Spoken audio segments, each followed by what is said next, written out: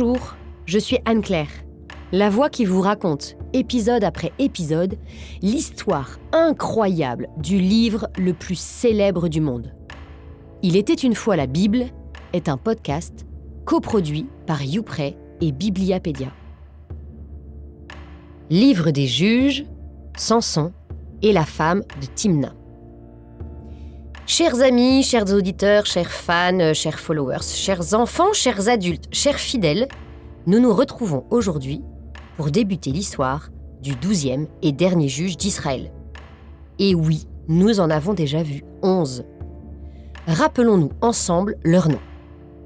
Othniel, Ehud, Shamgar, Déborah, Gédéon, Tola, Yaïr, Jephthé, Ibsan, Elon, Abdon.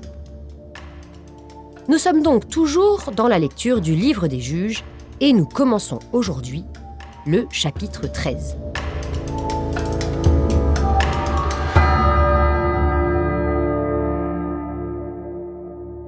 Comme vous pouvez vous y attendre, ce dernier juge ne va pas rattraper les mauvaises actions des précédents. Je dirais même au contraire. Hélas, hélas. Avec l'histoire de Samson, nous allons assister à une sorte de feu d'artifice qui reprend toutes les précédentes histoires de juges, les bonnes choses, mais aussi les pires. Les fils d'Israël recommencèrent à faire ce qui est mal aux yeux du Seigneur, et le Seigneur les livra entre les mains des Philistins pendant 40 ans. Nous retrouvons bien sûr ici notre étape 1. En revanche, cette fois-ci, le peuple est tellement enfoncé dans le péché qu'il ne crie même plus vers Dieu. L'absence de l'étape 2 est donc très significative dans ce récit. Et nous passons directement à ce qui nous semble être l'étape 3. Il y avait un homme du clan de Dan, nommé Manoah. Sa femme était stérile et n'avait pas eu d'enfant. Tiens, voilà une petite musique qui ne nous est pas inconnue. Quelle femme stérile connaissons-nous depuis le début de la Bible ? Eh bien, les matriarches avec Sarah, Rebecca, Léa et Rachel. Avec cet indice, nous reprenons un peu espoir. Peut-être va-t-on enfin entendre l'histoire d'un juge selon le cœur de Dieu, qui ressemblera à ses ancêtres. L'ange du Seigneur apparut à cette femme et lui dit : « Tu es stérile et tu n'as pas eu d'enfant. Mais tu vas concevoir et enfanter un fils. Désormais, fais bien attention. Ne bois ni vin ni boisson forte et ne mange aucun aliment impur. Le rasoir ne passera pas sur sa tête, car il sera voué à Dieu dès le sein de sa mère. C'est lui qui entreprendra de sauver Israël de la main des Philistins. » Oh là là, de mieux en mieux, d'autres signes viennent s'ajouter dans le début de ce récit. Il y a un ange, comme à l'époque des patriarches. Ensuite, c'est un enfant du miracle, comme Isaac. Et un sauveur qui va être consacré à Dieu. Donc là, on se frotte les mains. En hébreu, il n'est pas écrit que l'enfant sera voué à Dieu, mais qu'il sera nazir. Cela s'écrit N-A-Z-I-R. Or, ce mot est très précis. Et il est expliqué dans le livre des Nombres au chapitre 6. Celui qui fait ce vœu doit respecter 3 règles. Tout d'abord, il doit s'abstenir de vin et de boissons fortes.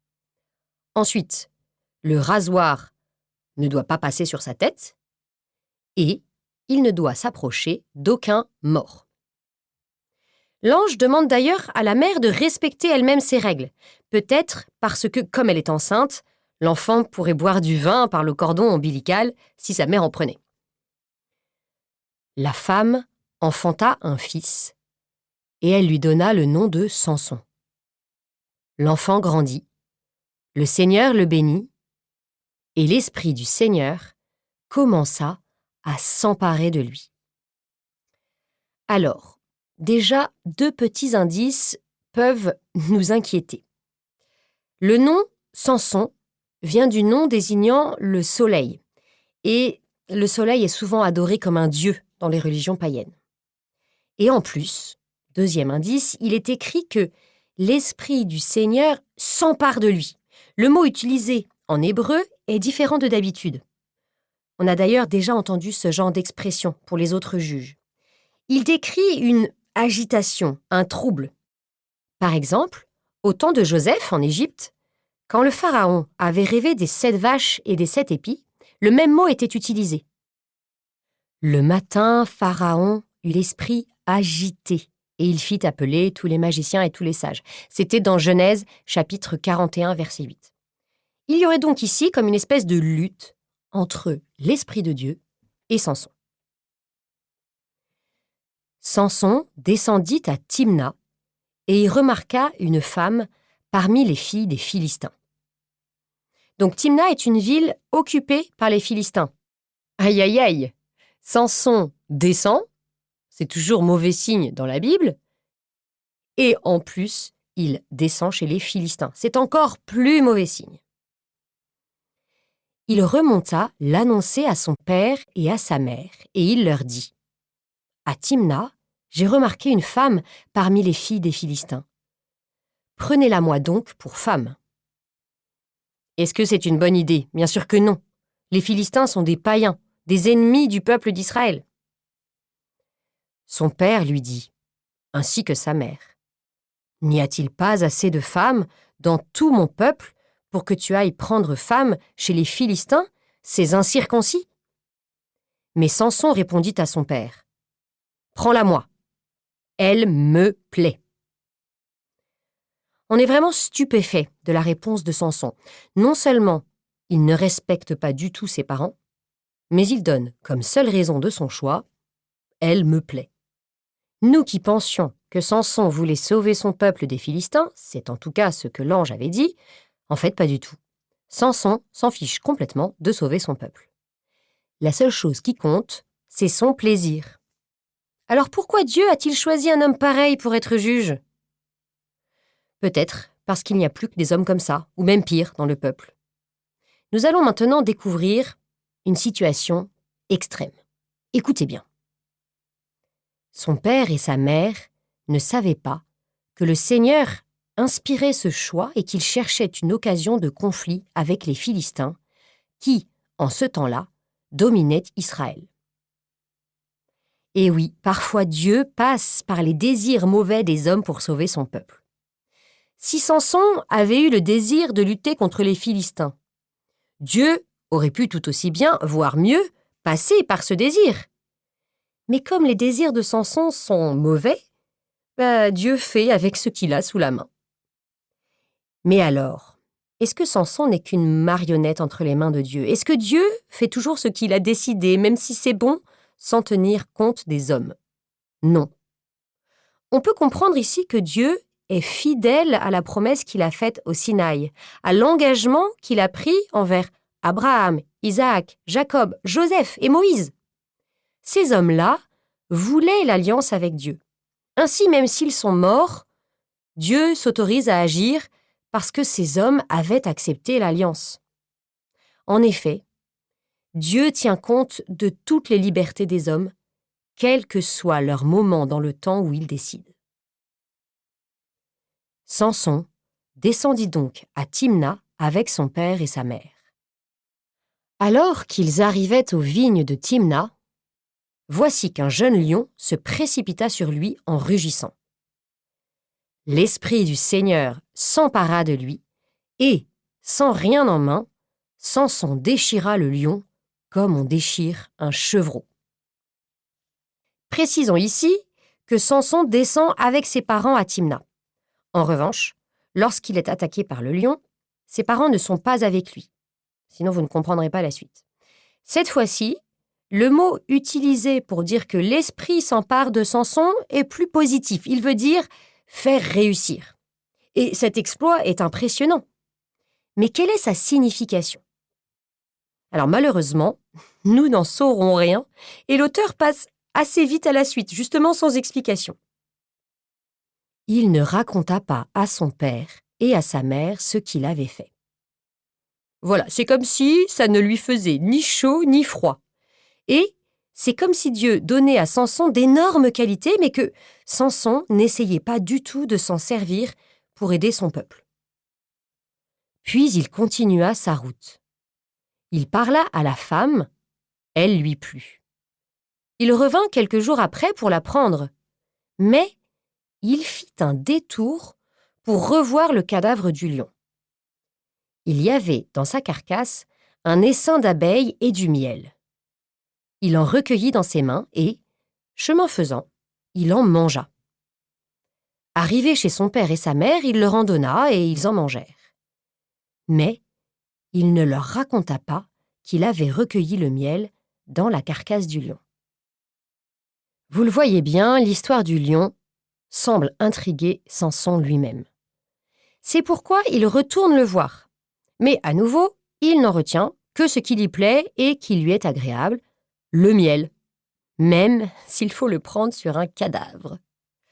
Et surtout, en faisant cela, Samson transgresse une des règles du nazir qui est de ne pas s'approcher d'un mort, que ce soit un humain ou un animal. Mais au fait, que représente le miel dans la Bible ? Il représente la terre promise, ruisselante de lait et de miel. On peut comprendre que Dieu veut lui dire « Samson, je te donne la force de vaincre un lion, c'est-à-dire les ennemis d'Israël, pour que les saints, qui en hébreu sert à désigner Israël d'ailleurs, puissent habiter la terre promise. » Mais Samson ne comprend pas le langage de Dieu. C'est comme si on lui parlait une langue étrangère. Il ne comprend que le langage de son propre plaisir. Pire, il ne veut pas comprendre. C'est pourquoi il se garde bien de raconter tout ça à ses parents. Eux, ses parents, qui ont reçu la visite de l'ange, comprendraient sûrement ce qui est en jeu et lui diraient. Et alors, Samson serait obligé de renoncer à sa vie agréable. Sur ce, le mariage a bien lieu. Son père descendit alors chez cette femme, et Samson y donna un festin, comme le font habituellement les jeunes gens. Je ne sais pas pour vous, mais j'ai du mal à imaginer que Samson ne boive pas une goutte d'alcool pendant la fête de son propre mariage. Or, être nazir implique de ne pas boire de vin ou de boisson forte. Décidément, respecter son naziréat est le cadet des soucis de Samson. Dès qu'on le vit, on lui donna 30 compagnons pour rester avec lui. À votre avis, pourquoi lui a-t-on donné 30 compagnons ? Officiellement, ce sont comme des enfants d'honneur en version adulte. Mais en même temps, c'est aussi une façon de mettre Samson sous surveillance. Évidemment, les Philistins se méfient de cet Israélite qui vient chez eux. Samson leur dit « Je vais vous proposer une énigme. Si vous me l'expliquez au cours des 7 jours du festin, je vous donnerai 30 tuniques et 30 habits de rechange. Si vous ne pouvez me l'expliquer, c'est vous qui me donnerez 30 tuniques et 30 habits de rechange. » Ils lui dirent alors « Propose ton énigme, nous écoutons. » Samson leur dit « De celui qui mange est sorti ce qui se mange, et du fort est sorti le doux. » Mystérieuse définition, dirait le père Fouras. Et encore, en hébreu, elle est encore plus courte, puisque la phrase ne fait que 6 mots.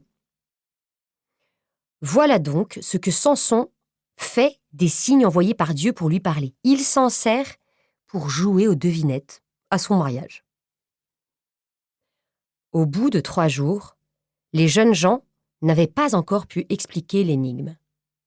Ils dirent à la femme de Samson « Séduis ton mari pour qu'il nous explique l'énigme, sinon nous te brûlerons, toi et la maison de ton père. » La femme de Samson se mit à pleurer tout contre lui. Elle lui disait « Tu ne fais que me haïr, tu ne m'aimes pas.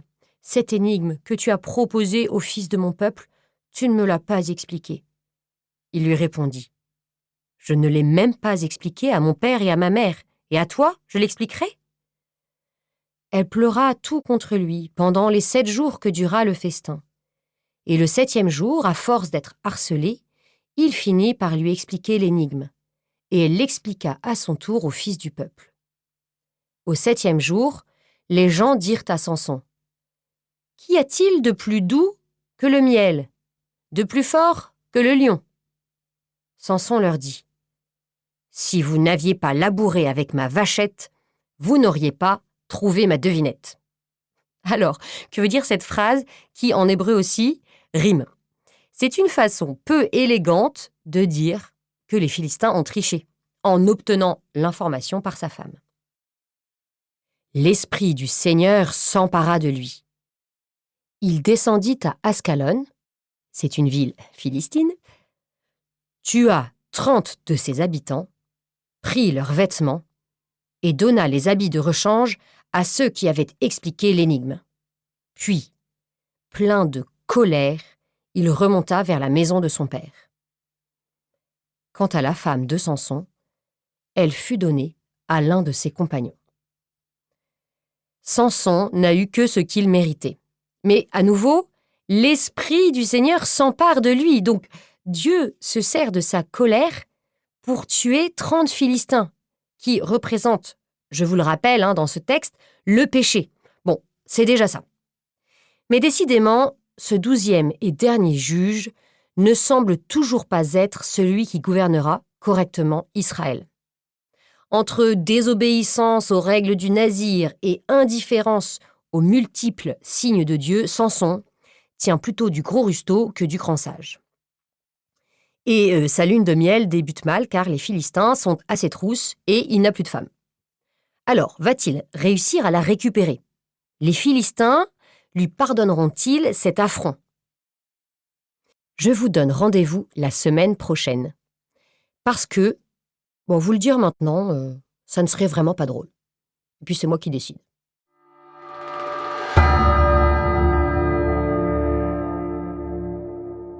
Merci d'avoir écouté cet épisode du podcast « Il était une fois la Bible ». Nous espérons qu'il vous a plu.